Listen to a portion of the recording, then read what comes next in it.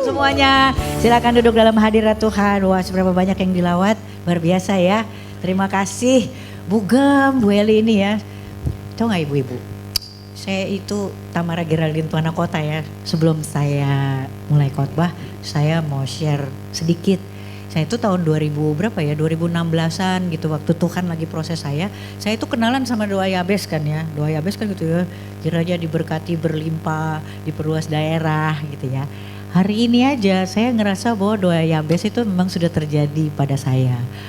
Diberkati berlimpah dengan rasa percaya. Kalau sampai seorang pengkhotbah bisa kembali ke persekutuan doa yang sama, itu diberkati berlimpah dengan perkenanan dan rasa percaya loh saudara ya. Beri kemuliaan dulu buat Tuhan. Gak ada itu kalau gak diberkati berlimpah dengan rasa percaya, pengkhotbah itu gak balik saudara. Itu konser pamit sekali khotbah, besok udah gak lagi saudara. Dan diperluas daerah, saya ini datang dari Jakarta Selatan saudara. Ini Semarang loh, ya kan. Jadi saya sudah dipercaya, diberkati berlimpah dengan rasa percaya. Ada kesempatan perkenanan dengan Tuhan melalui Ibu Gembala. Sekali lagi terima kasih Ibu Gembala, Tuhan berkati semua pelayanannya. Dan juga diperluas daerahnya ya. Ibu-ibu, saya Tamara Geraldine Tuana Kota. Kalau ada yang masih ngenalin saya pasti udah tua. Ya kan, gak ada anak milenial yang kenalin saya, semua generasi kolonial, ya kan, ya. Kalau yang masih kenalin saya tuh gak jauh dari, kalau bapak-bapak tuh mantan penjudi bola atau bandarnya sekalian.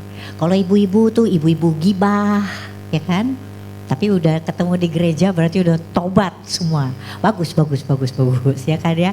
Saya hari ini adalah ibu dari 3 orang anak, 4 sekarang ya. Dengan 1 cucu. Jadi saya punya 1 mantu dan sekarang saya udah jadi nenek-nenek. Mau dikhotbahin sama nenek-nenek. Kesian deh. Oke, hari ini saya digerakkan Tuhan untuk bawa sharing firman Tuhan. Ini kelihatannya aja kayaknya berat, ayatnya juga kayaknya berat, nggak umum ya kan ya. Saya ambil tuh temanya tuh keadilan, kesetiaan dan kerendahan hati. Kenapa? Karena PD Victory ini punya visi yang buat saya tuh luar biasa. Perempuan-perempuan ya di Indonesia khususnya di mana kita ditempatkan, itu mulai hari ini tuh harus jadi perempuan yang berkemenangan. Kita mesti punya mental pemenang, bahkan lebih dari pemenang kata Tuhan. Nah, di sini di PD Victory dia punya visi yang mana perempuan yang ada di sini harusnya kalau kita sudah jadi perempuan yang berkemenangan bisa berdampak buat perempuan lainnya. Dengan apapun kondisi kita hari ini, kita harusnya tetap terus bisa jadi terang dan juga bisa terus jadi garam dimanapun kita ditempatkan. Karena Tuhan itu ketika dia menciptakan seseorang, apalagi perempuan, itu gak ada kata cuma di depannya. Cuma guru, cuma ibu rumah tangga, cuma ini, cuma itu. Karena yang mulia itu bukan profesinya, yang mulia itu adalah panggilannya. Panggilan saya dan juga saudara semua sama menjadi serupa dan segambar dengan Kristus. Nah, hari ini kita mau belajar dari sini. Perempuan-perempuan yang berkemenangan, wanita yang berkemenangan di sini, dia itu punya 1 ciri khusus. Hari ini kita keluar dari tempat ini, kita bisa tahu kita berkemenangan atau enggak. Gitu saudara ya, karena dia punya 1 ciri yang sangat spesifik saudara ya. Nah, slide selanjutnya ini diambil 3 kata ini tadi, kesetiaan, keadilan, kesetiaan, dan juga kerendahan hati. Itu sebenarnya diambil dari ayat ini saudara, di Mika 6 ayat 8. Kita baca sama-sama ya, slide selanjutnya. Hai manusia, telah diberitahukan kepadamu apa yang baik dan apakah yang dituntut Tuhan daripadamu selain berlaku adil, mencintai kesetiaan dan hidup dengan rendah hati di hadapan Allahmu. Nah ini saudara ya. Jadi hai manusia, telah diberitahukan kepadamu apa yang baik. Saudara, waktu ayat ini dibuat, Nabi Mika ini tuh di perjanjian lama yang namanya nabi itu profesi. Kalau zaman now itu kayak ini, pengamat ya, pengamat politik, pengamat sosial, pengamat ekonomi. Jadi kerjaannya itu selalu ngomentar, dia kasih komentar. Kenapa? Komentarnya dia itu biasanya mendisiplinkan sekitarnya. Nah, Nabi Mika pada waktu dia memberikan firman ini, ayat ini, itu keadaannya Israel pada waktu itu saudara ya, ibu-ibu, itu lagi stagnan, lagi kayaknya gak gerak. Seolah-olah Israel tuh lagi gak diberkatin. Nah Mika waktu itu sebagai seorang nabi dengan suara kenabian, dia bicara ini, dia bicara sama semua orang Israel dan termasuk juga kita hari ini. Hai manusia, telah diberitahukan kepadamu apa yang baik. Jadi sebenarnya pada masa itu Israel itu udah tahu apa yang baik. Kita juga, saya percaya hari ini semua kita udah tahu yang baik itu apa sih. Hidup bersama dengan Tuhan, terus dalam hadirat Tuhan, ada pertobatan. Semua udah tahu yang baik ya kan. Saya yakin ya, saya belum pernah tuh selama saya khotbah, gak tahu Bugem juga saya percaya gak pernah. Kalau kita khotbah tiba-tiba ada jemaat yang kita kasih tahu apa, terus ada jemaat yang berdiri yang sampai kayak gini, astaga, oh ya, gitu. Gak ada, ya kan? Gak ada, pasti semua gini kalau misalnya ngomong, ya gak? Berarti apa? Udah tahu kan? Cuma perlu diingetin aja.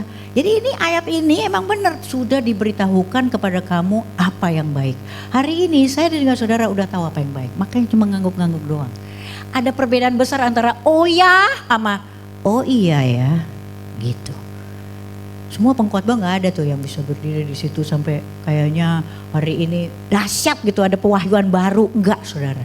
Nah ini, tapi waktu saya baca ayat ini ada yang kita mungkin lupa atau keliwat gitu ya. Nah ini ada 3 yang dituntut oleh Tuhan daripada kita. Ini saya dan juga saudara. Ada 3 saudara ya, yaitu apa? Berlaku adil, mencintai kesetiaan dan hidup dengan rendah hati di hadapan Allahmu. Nah ini kayak dulu ada Tritura namanya, 3 tuntutan rakyat. Nah ini Tuhan nanti akan tanya. Ketika saya dan juga saudara ketemu Tuhan, Tuhan akan tuntut ini. Tuntutan itu bukan kayak anjuran gitu kan ya. Kalau anjuran kan ada dalam kurung ya.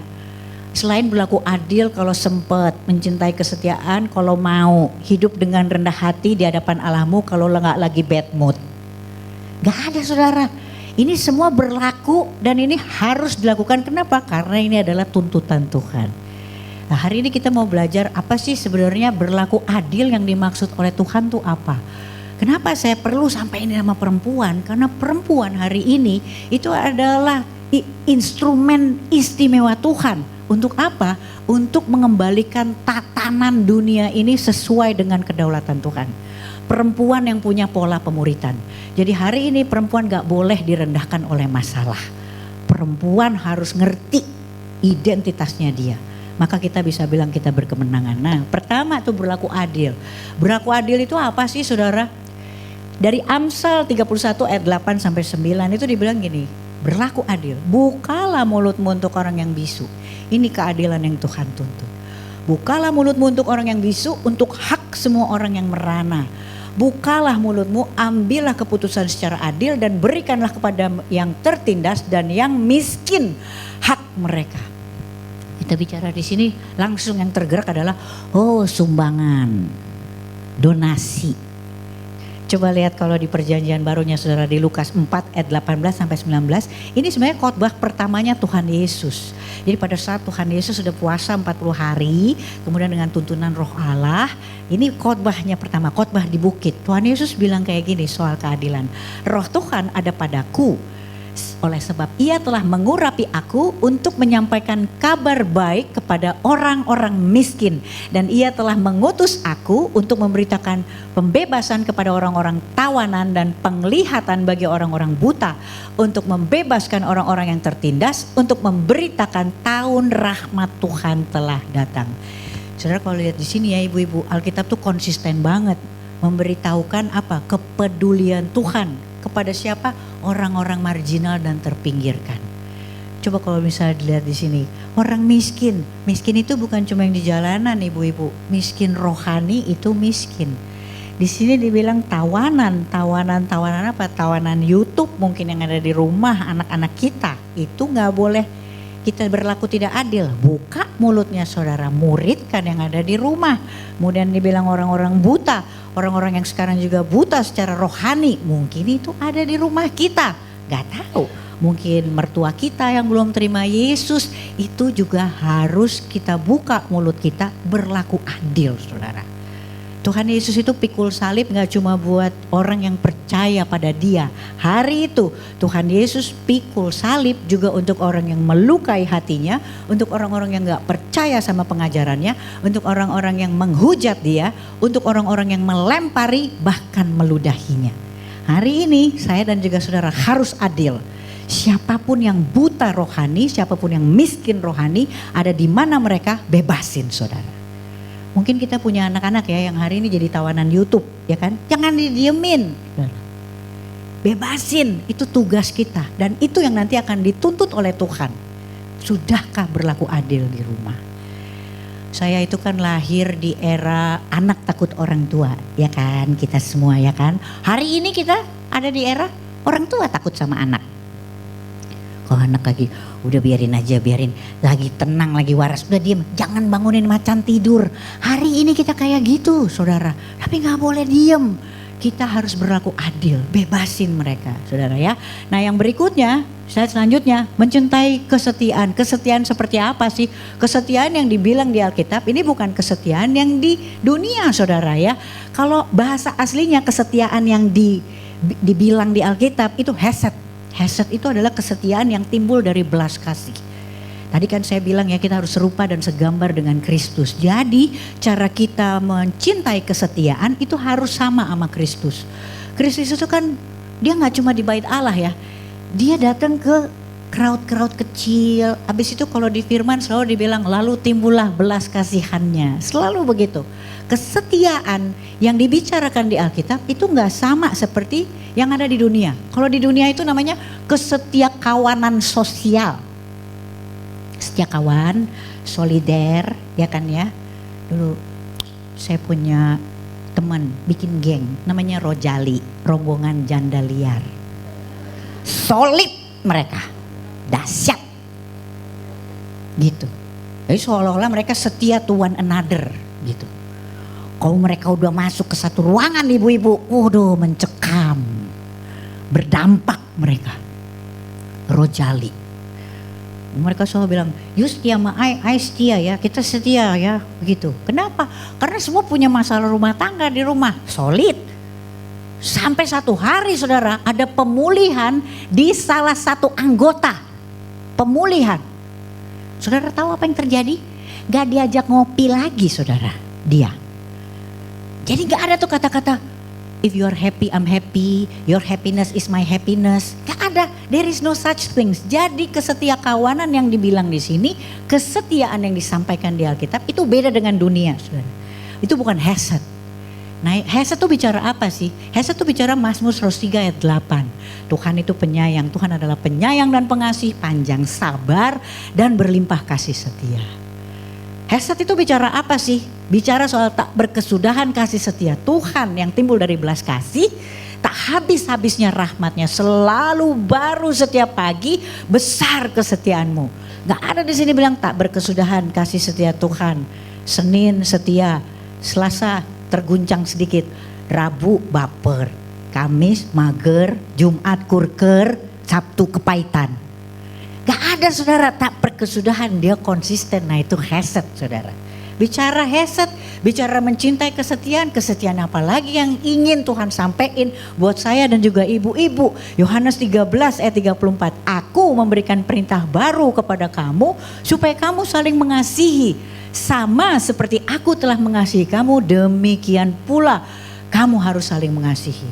Tuhan Yesus itu yang tadi dibilang, dia mengasihi gak pilih-pilih. Oh kita kadang-kadang suka gitu ya, aku lebih mengasihi dia, kenapa? Sama-sama Batak, gitu. Gak boleh saudara, kalau hari ini Tuhan bilang bagaimana caramu mengasihi, ganti nama kamu itu. Supaya kamu Tamara saling mengasihi, sama seperti aku telah mengasihi kamu. Demikian pula kamu Tamara harus saling mengasihi. Ayat itu bicara begitu saudara. Kenapa? Karena udah dibilang gak ada yang lebih besar daripada kasih. Yang terbesar adalah kasih. Hukum yang utama dan yang paling penting Tuhan Yesus itu bawa adalah hukum kasih. Udah gak penting lagi benar salah, yang penting pertobatan. Itu hukum kasih. Segala sesuatu harus ada kasih. Itu tadi worship saudara ya. Tanpa kasih itu karaoke tadi. Ya. Terus kita misalnya nih pelayanan di mana Bu? Oh gereja ini, sebagai apa Bu? Usher gitu ya. Pelayanan saudara tanpa kasih itu namanya pelarian, mengisi waktu luang. Ya kan, Papa udah tidur, belum masih ngantuk. Oke, ntar kalau udah masuk kamar telepon mama ya, mama pulang. Ada saudara, pelayanan kayak gitu. Fellowship tanpa kasih, itu pergunjingan saudara. Ngomongin ini, ngomongin itu, semua harus dengan kasih. Konseling tanpa kasih, itu merawat jalan, curhat. Hubungan suami istri tanpa kasih, itu pelacuran saudara. Hukum tanpa kasih, itu kekejian, dingin.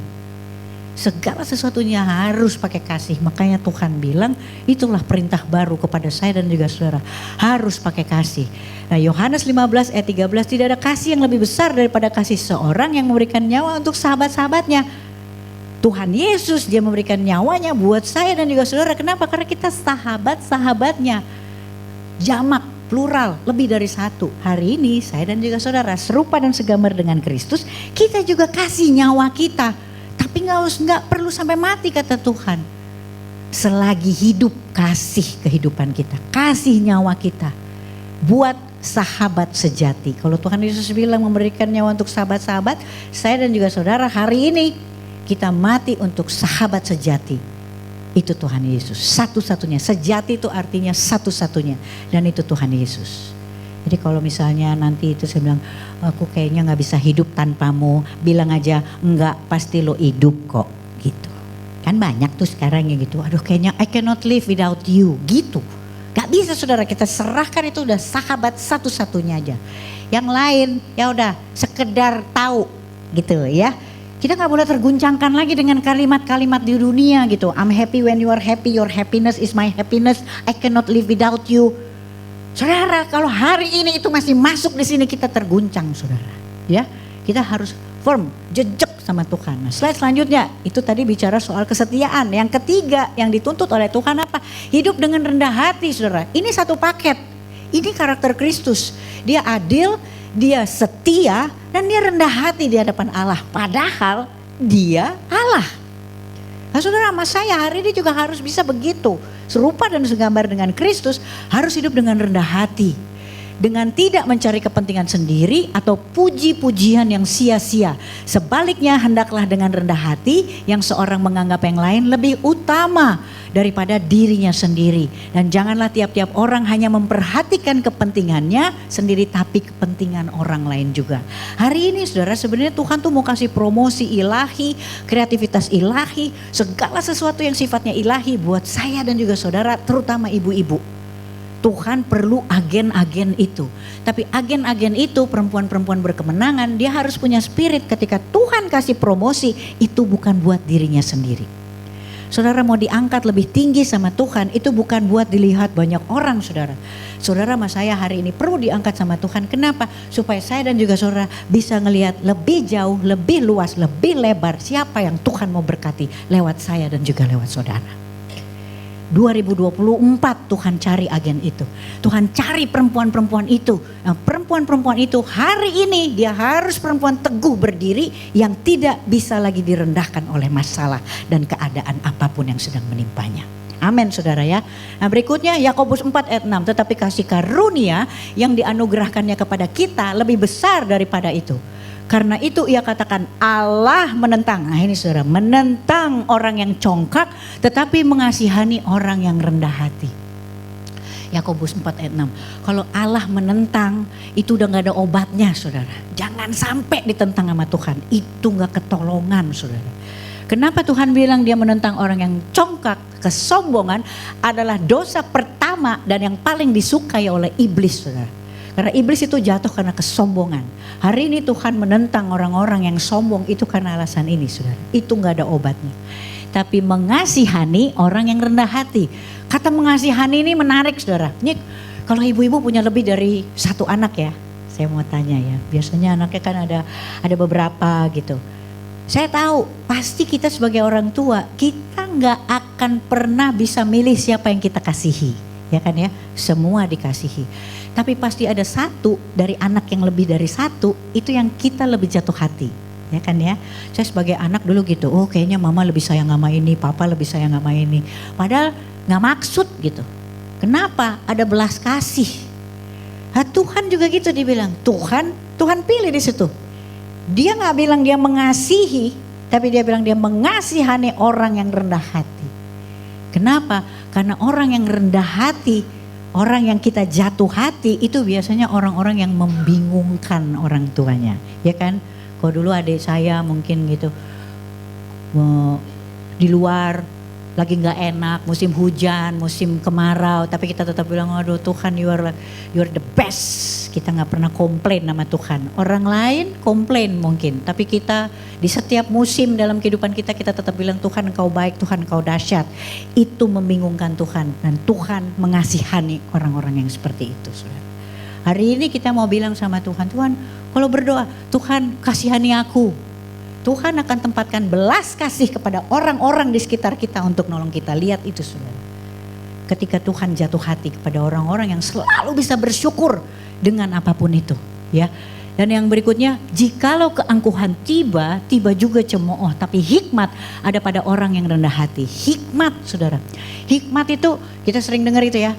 Udah ambil hikmahnya aja, orang-orang kalau ngomong gitu ya, ada apa? Ambil hikmahnya gitu. Bahasa praktisnya hikmat itu apa sih saudara? Bahasa praktisnya adalah gini, hikmat adalah kemampuan dari seseorang untuk selalu sanggup melihat hal baik bahkan di sebuah tragedi. Itu hikmat saudara. Nah ini hikmat kalau dimiliki oleh saya dan juga ibu-ibu, kita tetap sukacita. Kejadiannya seperti ini, kita tetap ketawa. Kejadian menimpa kita seperti ini, kita tetap tertawa akan hari depan. Itu luar biasa saudara. Nah cukup punya hikmat katanya. Hikmatnya ada di mana? Di orang yang rendah hati. Ini kan berarti gampang. Cukup menjadikan saya dan juga saudara hari ini rendah hati. Pasti punya hikmat. Kita bisa tertawa akan hari depan kalau kita rendah hati. Saya ini orang yang dulu bukan rendah hati, tinggi hati saya saudara. Waduh. Kalau jalan barikadenya 7, 3 sini 3 sini 1 depan. Pokoknya gak boleh disentuh. Kenapa? Hati saya mesti dijaga gitu. Saya jadi gak berhikmat. Saya jadi orang yang gak bisa ngelihat yang baik. Segala sesuatunya komplain aja. Grumpy aja. Siapa di sini yang sumbunya pendek? Saya dulu gak ada sumbunya. Ya kan ya. Pokoknya cemberut terus. Tapi kan saya mesti hibur orang ya kan ya. Jadi ketika saya udah lunas, langsung senyum. Kalau nge-MC gitu dulu. Dan tertipu dengan, ya paling gak saya dulu ya. Saya gak mau bilang semua artis seperti itu. Tapi saya dulu begitu. Saya terbiasa dengan hal-hal yang gitu. Gak berhikmat, saya gak bisa ambil semuanya hal baik yang bisa saya lihat dari setiap keadaan. Tuh saudara. Jadi saya pikir gini, kalau saya hari ini mau jadi orang yang berhikmat, orang yang tertawa akan hari depan, saya cukup berusaha, berjuang setiap hari untuk apa? Jadi orang yang rendah hati. Nah ini saya sekalian kesaksian kemarin ya saudara. Saya itu dipanggil salah satu organisasi, ya kan ya, organisasi bikin Natalan saudara. Nah masalahnya organisasi ini organisasi Bhinneka Tunggal Ika. Jadi di situ nggak cuma yang beragama Kristen. Nah, yang organize itu kebanyakan orang Muslim. Jadi mereka nggak ngerti apa-apa. Saya dipanggil, dia bilang, Ibu nanti Ibu pencerahan ya. Hah? Pencerahan? Apaan tuh? Saya bilang gitu. Ya Ibu ngomong supaya orang-orang cerah. Khotbah, saya bilang gitu. Hah? Nggak Ibu ngomong lah gitu. Ibu ngomong nanti pencerahan Bu, pencerahan. Ya oke lah. Khotbah kali, ya kayaknya Bu khotbah bang itu. Ya udah oke khotbah. Oke saudara ya, itu hari Jumat. Saya datang dari Jakarta Selatan, itu saya nggak tahu kalau di Semarang gimana. Tapi selatan menuju ke timur hampir ke utara saudara, itu seperti Niniwe ke Tarsis. Hari Jumat itu bukan waktu yang baik dari Niniwe ke Tarsis saudara. Tapi akhirnya saya datang ke sana dan saudara tahu apa? Begitu sampai di sana saudara, itu ada pendeta lagi dan dia yang khotbah. Saudara, coba bayangin saudara, waktu saya ada di situ, itu kayak misalnya ya saya dulu jadi MC, saya datang ke sana, terus udah ada MC lagi, habis itu panitia ngomong gini, terus ibu enaknya ngapain ya? Lah, ya dia yang panitia aja bingung, apalagi yang diundang. Saya, gimana? Tapi di situ Tuhan ingatkan saya ini rendah hati, karena itu tuntutan Tuhan nanti, hidup rendah hati di hadapan Allahmu. Di sini dibilang, maaf ya Bu, kami ini kan soalnya bukan orang Kristen, katanya gitu. Jadi kita nggak ngerti ibadahnya nih gimana nih Natalan ini. Terus saya bilang, terus gimana Bu? Yaudah kita duduk dulu. Terus ibu maunya apa? Kita duduk aja dulu mendingan ya. Terus saya di situ saya duduk, saya tanya Tuhan, aku juga nggak tahu loh Tuhan ini enaknya ngapain ya, gitu kan ya saya duduk. Tapi saudara, saya bingung gini, Tuhan ini kalau terjadi di kehidupan sebelumnya Tuhan, pasti aku udah balik badan, kibas poni sampai pecah. Bye. Gitu kan. Terus saya bilang, saya enaknya ngapain ya Tuhan? Terus saya gini, ajarin saya rendah hati lah Tuhan ya. Jadi saya di sini saya dengerin khotbah, walaupun saya juga nggak tahu saya mau ngapain gitu kan. Jadi saya sibuk bergulat, gimana cara Tuhan tetap rendah hati, tetap rendah hati. Wah, tiba-tiba dia datang, saudara, dia cuma ngomong kayak gini, ih ibu hebat banget ya. Ini kalau di pengajian saya Bu, udah ngamuk ustadznya, gitu. Terus saya bilang gini, wah, padahal saya cuma memperbaiki diri saya berusaha berjuang untuk jadi yang rendah hati, tapi dampaknya saudara, mereka itu pada ngomong seperti itu. Berarti apa? Mereka merasakan kedahsyatan Tuhan yang bekerja di diri saya. Saya juga bilang, saya sampai bilang, saya juga gak ngerti Mas. Saya aja bingung, ini Tuhan saya yang dahsyat. Di situ udah penginjilan saudara. Kenapa? Karena cukup mengerjakan aja apa yang Tuhan tuntut. Latihan setiap hari, dampaknya kelihatan saudara. Itu ya. Nah, slide selanjutnya, itu yang dimaksud dengan rendah hati. Slide selanjutnya, ini panggilan buat bertindak. Panggilan buat bertindak. Ini aplikasi praktis sehari-hari saudara. Yang pertama ya saudara, panggilan untuk bertindaknya kita tuh apa sih? Slide selanjutnya. Nah, ini saya perlu sampaikan, ini bukan kampanye, tapi saya tuh berdoa sama Tuhan, Tuhan boleh gak pemilu segera berakhir? Saya itu terdampak loh sama ibu-ibu. Giliran abis fellowship, bisa tuh karena berbeda paslon. Kibas poni, ya balik badan. Saya sampai bilang, nih, dibilang ini, anak-anakku marilah kita mengasihi bukan dengan perkataan atau dengan lidah, tetapi dengan perbuatan dan dalam kebenaran. Sekali lagi saudara, tadi kita dituntut untuk berlaku adil. Mencintai kesetiaan dan juga apa? Hidup rendah hati. Harus ada tindakan kasih yang nyata. 1 Yohanes 3:18. Saya bilang kayak gini, hari ini berlaku adil itu seperti ini. Gak boleh mencederai kekristenan kita saudara. Hari ini saudara, berbeda paslon, ibu-ibu nanti ajarin ya, wanita yang berkemenangan tuh punya misi, ajarin itu ibu-ibu yang ada di sana. Hari ini mau beda paslon kek, mau beda yang mana, itu gak boleh mencederai kekristenan kita. Saudara dan saya hari ini harus tetap sanggup untuk berdoa, bahkan berpuasa untuk paslon-paslon yang tidak kita support. Kalau itu sampai terjadi saudara, ada yang salah dengan kekristenan saya dan juga saudara. Hari ini kalau misalnya dibilang sama Alkitab, berdoa buat musuhmu. Berarti yang gak kita dukung, yang gak kita support hari ini, bisa dong berseberangan dengan kita, musuh kita. Sanggup gak saya dan juga saudara hari ini terus memperkatakan yang baik pada mereka, terus mendoakan mereka, bahkan berpuasa buat mereka. Hari ini itu berlaku adil yang Tuhan tuntut hari ini di kehidupan sehari-hari kita saudara ya. Perempuan-perempuan harus cerdas dan juga berhikmat. Gak boleh cuma ngomong doang kita bisa berlaku adil, tapi harus ada aplikasinya hari ini. Perempuan-perempuan terutama yang ada di Indonesia ya saudara. Nah yang kedua saudara, berlaku adil. Slide selanjutnya. Usahakanlah kesejahteraan kota kemana kamu aku buang. Dan berdoalah untuk kota itu kepada Tuhan, sebab kesejahteraannya adalah kesejahteraanmu. Itu yang tadi saya bilang. Saudara, mas saya hari ini kalau mau dituntut itu untuk memberkati lingkungan sekitar kita. Semarang dan juga Indonesia. Gak cuma buat kita sendiri saudara. Hari ini saya mau tanya, siapa yang berdoa buat bangsa? Amin ya, tiap hari? Paling gak seminggu sekali lah ya, kita kalau di gereja kan disuruh ya kan ya. Saudara mau diberkatin tiap hari di Semarang, tapi saudara berdoa seminggu sekali. Ada yang salah dengan adegan itu. Kalau saudara mau diberkati, terus-terusan berdoalah buat kota. Berdoalah buat bangsa. Berdoa buat negara. Jangan titipin Bu Eli lah. Bu Eli itu sampai puasa ya. Menjelang pemilu Bu Eli buat puasa. Habis itu besok gini, Tuhan kok gak ada berkat buat aku? Iya, I titip di Bu Eli. Saudara mau? Saudara jangan titip-titip, berdoa, berpuasa. Semua itu harus berlaku adil saudara. Tuhan Yesus itu datang ke kaum marginal dan juga minoritas. Hari ini saudara harusnya gak terusik dengan, oh si ini paslon ini, oh si ini paslon ini. Saudara mas saya hari ini harus lebih terusik dengan kata-kata ini saudara. Gak mungkin ada presiden yang agamanya Kristen, terusik saudara, karena minoritas. Gak mungkin menteri agama datangnya dari agama Kristen, terusik saudara, itu gak adil. Itu gak adil, itu marginal, itu terpinggirkan. Saya dan juga saudara itu harus berlaku adil, mendoakan, menerobos. Praktis sehari-hari, kalau kita mau punya presiden, ada apa dengan agama kita? Agama kita itu berlandaskan kebenaran. Kalau saudara mau punya presiden hari ini dari agama kita, gak ada jalan kolaborasi sama Tuhan dan menjadikan hari ini kita menjadi mayoritas. Itu tidak akan terjadi kalau saya dan juga saudara hari ini gak melakukan naturalnya. Berdoa buat bangsa saudara. Pergi pemilu, jangan dicoblos semuanya. Pilih salah satu, terserah yang mana. Jangan golput saudara, nanti Tuhan yang lakukan supranya. Gak usah sibuk-sibuk sama paslonnya, siapapun itu saudara lakukan bagiannya.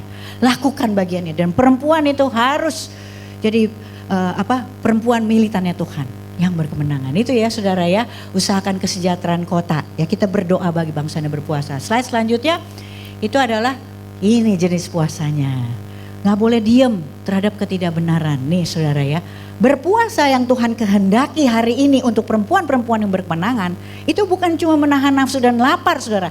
Ini berpuasanya di Yesaya 58 ayat 6. Berpuasa yang ku kehendaki kata Tuhan adalah supaya engkau, itu saya dan juga ibu-ibu saudara sekalian, membuka belenggu-belenggu kelaliman dan melepaskan tali-tali kuk supaya engkau memerdekakan orang yang teraniaya dan mematahkan setiap kuk. Mungkin kita harus mulai dari rumah kita.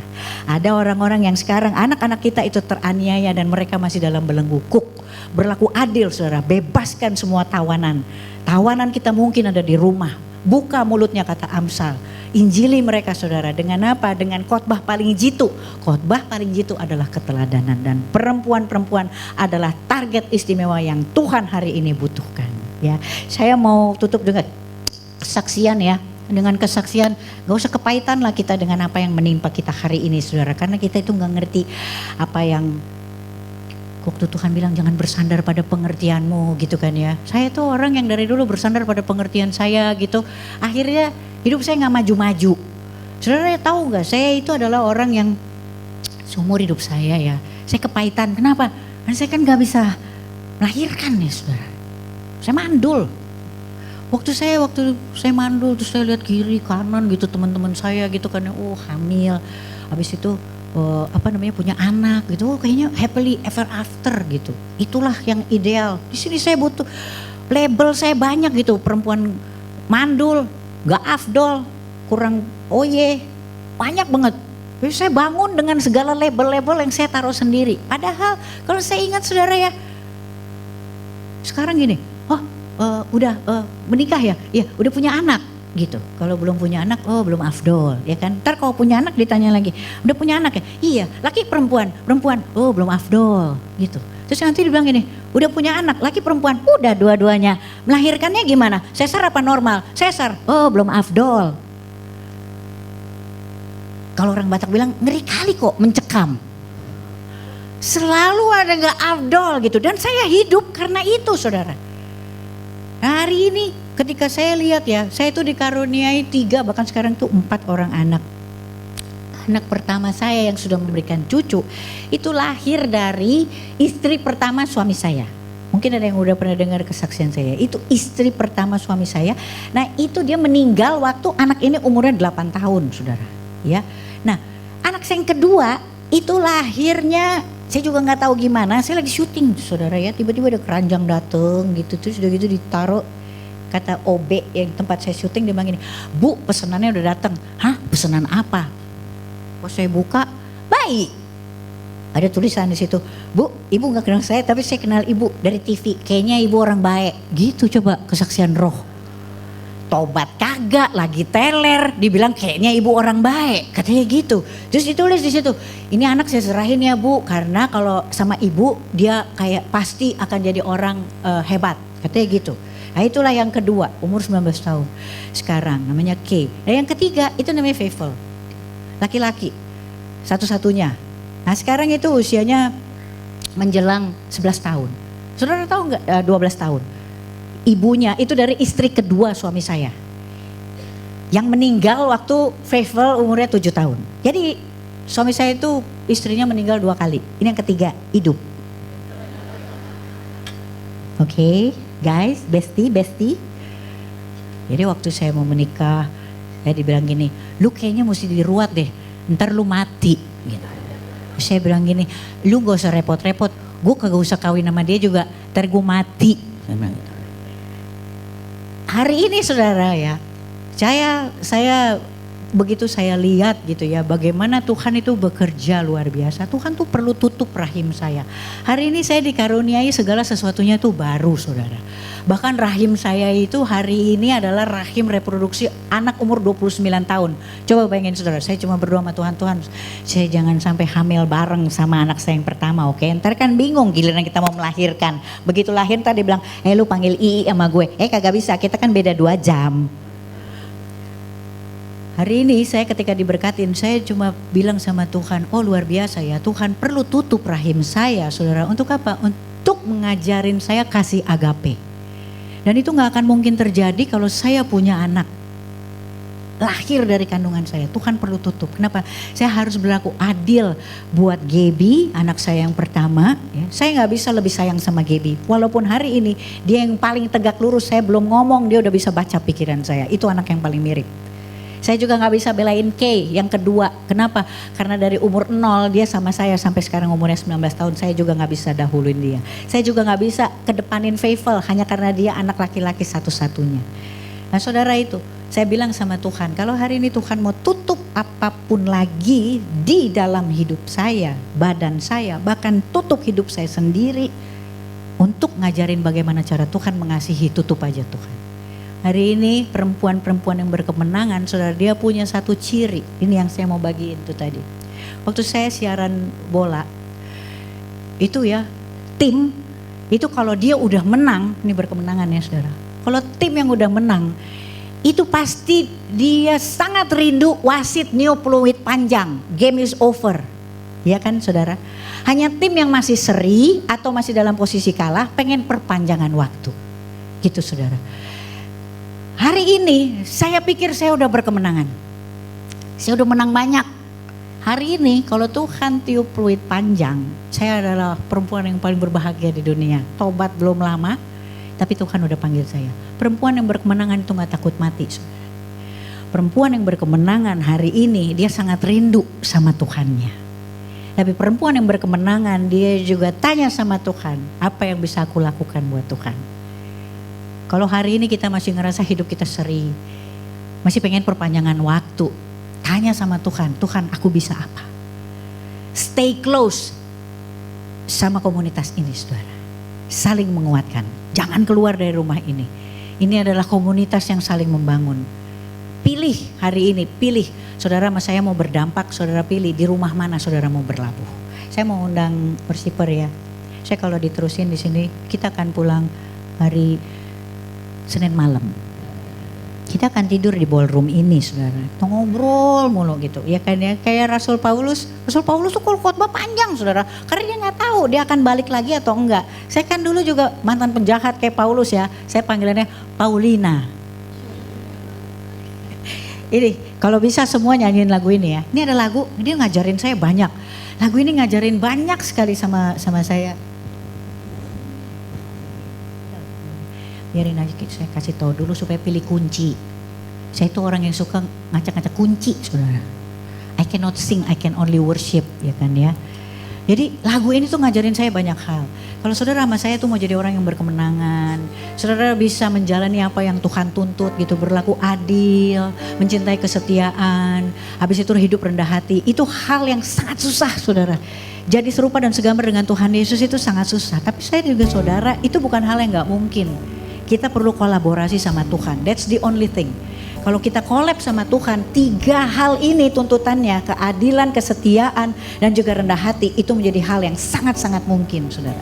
Nah itu caranya kayak gini, ini ada lagu yang selalu ngingetin saya. Melayani katanya. Melayani itu ladenin ya kan ya. Kalau kita tahu siapa yang kita layanin, kita gak ngeladenin yang lain. Yang kita ladenin Tuhan.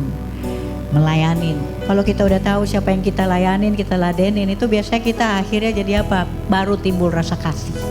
Saudara kalau udah tahu ya harus ngeladenin suami, harus ngeladenin misalnya pasangan hidup gitu. Baru saudara bisa mengasihi.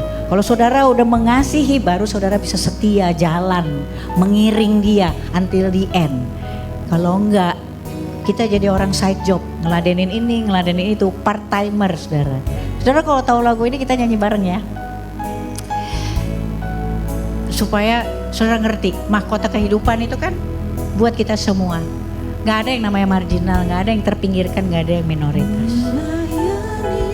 Hari ini saya juga saudara, Tuhan tuh mau siapin gitu. 2024 tuh Tuhan siapin mahkota buat semuanya, terutama perempuan. Kenapa? Perempuan itu adalah perhiasannya, reputasinya suami. Tapi saudara ada langkah-langkahnya yang pertama. Sampai ku dapat mahkota kehidupan. Saya belajar banyak kalau lagu ini. Coba kita nyanyiin bareng ya saudara ya. Cukup tahu siapa yang mau diladenin 24 jam satu hari, 7 hari seminggu. Ladenin Tuhan aja. Mengasihimu, mengiringmu seumur hidupku. Janjimu kan tetap ku pegang teguh sampai ku dapat mahkota kehidupan. Saya mau semua nih perempuan-perempuan victory yang berkemenangan, kita ambil langkah iman ya, kita deklarasikan sama Tuhan. Kita mau bangkit berdiri, kita bilang Tuhan ini aku, anak perempuanmu Tuhan, anak yang engkau kenal sejak ditenun dalam kandungan. Kami ini perempuan-perempuan biji matamu Tuhan. Nyanyiin saudara, kita bangkit berdiri, bilang sama Tuhan. Kita mau layanin Tuhan 24 jam satu hari, 7 hari seminggu. Yesus sepanjang hidupku, lewati lembah air mata, ku saksikan kemuliaan-Mu dinyatakan. Berapapun harga yang harus ku bayar, ku kan tetap setia melayani, mengasihimu, mengiringmu seumur hidupku. Janjimu kan tetap ku pegang teguh sampai ku dapat mahkota. Deklarasikan saudara, melayani, melayani, melayani, mengasihimu, mengiringmu seumur hidupku. Janjimu kan tetap ku pegang teguh sampai ku dapat mahkota kehidupan. Saya percaya hari ini ada kebangkitan dari perempuan-perempuan yang ada di sini. Kita jadi mengerti, kita tidak hanya pegang janji Tuhan, tapi kita juga mengerti apa yang menjadi tuntutan Tuhan buat perempuan-perempuan yang merupakan instrumen-instrumen istimewa Tuhan. Hari ini ada kebangkitan di rumah-rumah, akan terjadi kembali pemuritan. Perempuan-perempuan yang bangun ketika hari masih gelap, mendoakan semuanya, membawa seluruh keluarga tertawa akan hari depan. Aku berdoa hari ini tidak akan ada lagi perempuan-perempuan yang hari ini masih direndahkan oleh masalah. Kita akan berdiri di atas segala realita, bahkan kenyataan hidup, tragedi kita hari ini. Kita berhikmat. Terima kasih ya Tuhan, hari ini semua perempuan-perempuan biji matamu, anak perempuan-perempuan kesayanganmu, the precious daughter of the Most High, the apple of your eyes, hari ini mau ambil langkah iman ya saudara. Saudara-saudara yang ada di sini, kita akan pulang menjadi agen-agen perubahan, agen-agen pengendali yang akan akan digunakan Tuhan menerangi dan juga menggarami di gunung-gunung di mana kita ditempatkan. Terima kasih Tuhan hari ini untuk semua yang datang ke tempat ini dengan hati-hati yang patah, dengan hati-hati yang mungkin tanpa harapan, hati-hati yang masih hari ini bergelut dengan sakit penyakit. Tuhan, aku percaya Tuhan, Engkau Allah yang menerobos. Engkau juga akan memulihkan siapapun yang di sini. Tuhan, Engkau dekat dengan mereka-mereka yang sedang patah hati hari ini ya Bapa. Terima kasih Tuhan, kami lepaskan pengampunan untuk semua orang yang hari ini menyakiti kami. Kami merdeka Tuhan, kami terima kemerdekaan, pemulihan, kesembuhan dari Engkau ya Bapa. Terima kasih dari tempat ini juga ya Tuhan, Roh Kudus, Engkau mengambil alih semuanya, bertahta kembali di hati-hati semua ibu-ibu yang ada di sini, tempatmu di sana Bapa. Engkau sudah bekerja di tahun 2023 di hal-hal sepele kami, di rumah tangga kami, di pekerjaan kami ya Tuhan. 2024 kami percaya Engkau sudah di depan berperang untuk perkara kami yang jauh lebih besar. Hanya di dalam nama Tuhan Yesus Kristus kami berdoa, mengucap syukur, mengarahkan semua permohonan kami kepada Allah yang sungguh sangat kami percaya, Allah kemana kami membawa semua perkara, Tuhan Yesus Kristus. Haleluya, amin. Tuhan Yesus memberkati.